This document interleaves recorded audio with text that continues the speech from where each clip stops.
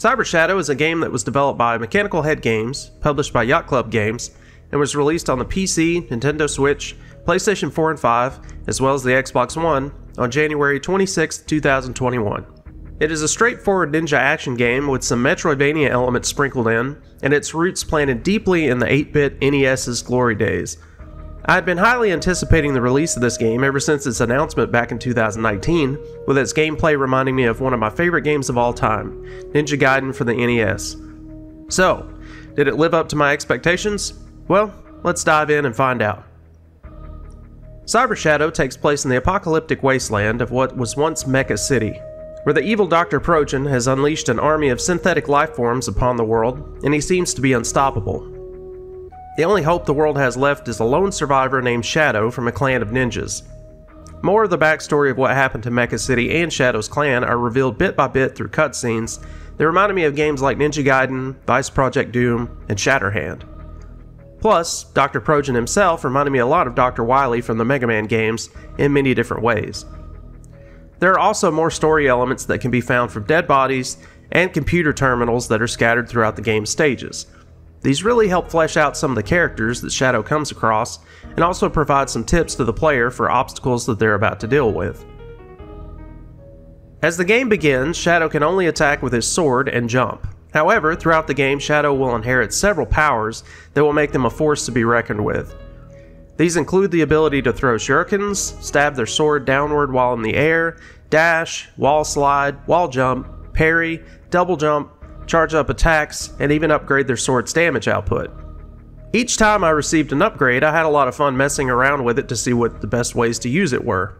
There are only 2 meters in the game that the player has to pay attention to, and those are the health and special meters. The health meter is self-explanatory, and the special meter is for when Shadow uses shurikens. There are also plenty of health and special meter upgrades hidden within the stages. Some of these are easy to obtain, but some of them will put the player's skills with handling platforming and enemies to the test. The game also has checkpoints in the form of computer stations that instantly save the game and can replenish Shadow's health, special meter, and also give Shadow little robot helpers that remind me so much of Shatterhand. I don't even think I've used all of them, but these little guys are game changers, especially the one that the player can knock around with sword attacks and send flying into enemies that are far away. Most of the time, getting these refills at save stations isn't free though. Most of the items dropped by enemies in the game are a currency that can be used to buy these refills and items. However, once these items are purchased at the particular station, Shadow will get those refills and whatever item that was purchased anytime the station is used. The dash ability is one of the most useful things in the game because it allows Shadow to slash through the air at lightning speed through enemies, as well as chain the attack through multiple baddies. The only real downside I had with this move was that sometimes I would touch something in the level that would stop Shadow's dash and I didn't realize it. Then I would jump in the air and expect to do the dash attack, but I would just fall to my death instead. Also, there were times after I got the charge ability where my brain would just forget how chaining the dash attack worked and I would just die over and over.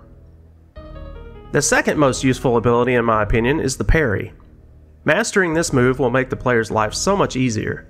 There are a lot of sections where projectiles are flying at Shadow from all directions, and being able to parry them and then shoot them back at the enemies is incredibly useful. There are also plenty of times where I messed up doing the parry though, and I just walked straight into a projectile. Also, it took me a little while to realize that right after being hit, Shadow is unable to parry again until after the flashing animation stops.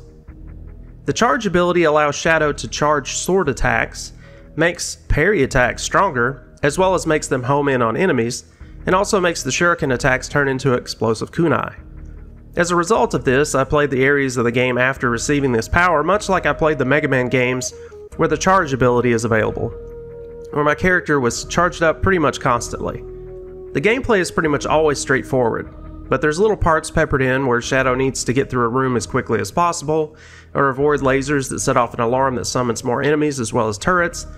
And there's also a driving section where Shadow gets on a robot bike and blasts through a ton of robots while doing some platforming. I like the idea of this section, but something in the execution of it just felt a little off to me, plus it was just really short. I think the lack of being able to shoot in several directions is one of the things I didn't care for. I guess the Contra games have just spoiled me on that.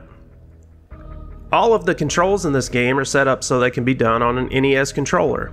Only 2 buttons in the D-pad are used to control Shadow, while Start pauses the game and Select brings up the options menu. I loved how simple this all feels, but it honestly does take a little practice. Another great thing about the game is that it gives the player unlimited lives. If that hadn't been the case, I don't know if I even would have finished this game anytime this month. This game gets tough near the end of it. The game is going for being NES hard, and it really does feel like it. The checkpoints get spread out really far apart in some areas, and this could be a bit maddening at times. I know there are a few sections where I was raging a bit, and I don't think I've done that in a game in years. I really think that the level designs were incredibly well thought out for this game though, even if some of the sections left room for almost no errors. I personally really enjoyed the challenge because it's what I grew up with, but for some people it'll be too much and they'll probably stop playing out of frustration. The enemies in the game are of a wide variety. There are lots of different robots that the player will have to deal with, and a lot of care was taken in how the certain enemies were used and where they were placed. Some enemies will only be seen for a stage, while others pop up throughout the game. I can't say I knew what to expect as I went from stage to stage because the game threw me a lot of surprises. The bosses in the game were also a high point. I really had fun with all the fights, and honestly they were far easier than the stages as far as difficulty. It always felt like I'd gone through hell to get to that point, and now all I had to do was enjoy a nice boss fight. With the exception of the Mecha Dragon boss. I can't really say I enjoyed that fight. The graphics in the game are a wonderful throwback to the NES days, and it all felt like home to me. The NES is my favorite game system of all time, and the dark action platformers like Batman, Castlevania, Ninja Gaiden, Shadow of the Ninja, and Shatterhand are some of my favorite games ever. This game does a wonderful job of staying true to that era, while also adding some beautiful touches like background scrolling. The bosses, enemies, and backgrounds are all wonderfully detailed, colored, and animated. Those that love old games should have nothing to complain about with the graphics in this title. There are also some graphical options for a CRT filter and things like that. I think the only option I turned off was the screen shake because I usually turn that off in games like this. The sounds in the game are what you would expect from an NES title, and serve their purpose well. They don't do anything out of the ordinary, but they also aren't annoying or bad. The only sound I would have changed would have been the sound for throwing a shuriken, because that one just sounded a bit odd. As far as the music goes, the soundtrack was done by Enrique Martin, and I think the soundtrack is great. I read some comments before writing this review where some people were saying the music wasn't very good, and I just don't see where they got that at all. There are plenty of tracks that I will be throwing into a playlist for when I edit or write because they're just catchy as hell. So, would I recommend Cyber Shadow? Well, if you're a fan of retro games from the NES days that are balls to the wall hard, then absolutely. If you aren't, then you might not like what this game has to offer. This game blends so many great elements from old games, and it also gives tons of abilities to the player that allow for a lot of creative ways to tackle its challenges. Also, I think this game will be a blast for speedrunners, and will be incredible to watch someone with high skill play. It really rewards patience, practice, and execution, but that isn't for everybody. I applaud Mechaskull for all the hard work that was put into developing this game. It lives up to what I was expecting, and I will definitely be trying to get my 100% completion and be enjoying this game for years to come. Thank you for watching. If you enjoyed the video, consider giving it a like and perhaps subscribing. It helps the channel grow and lets me know that you might want more videos. See you all in the next one.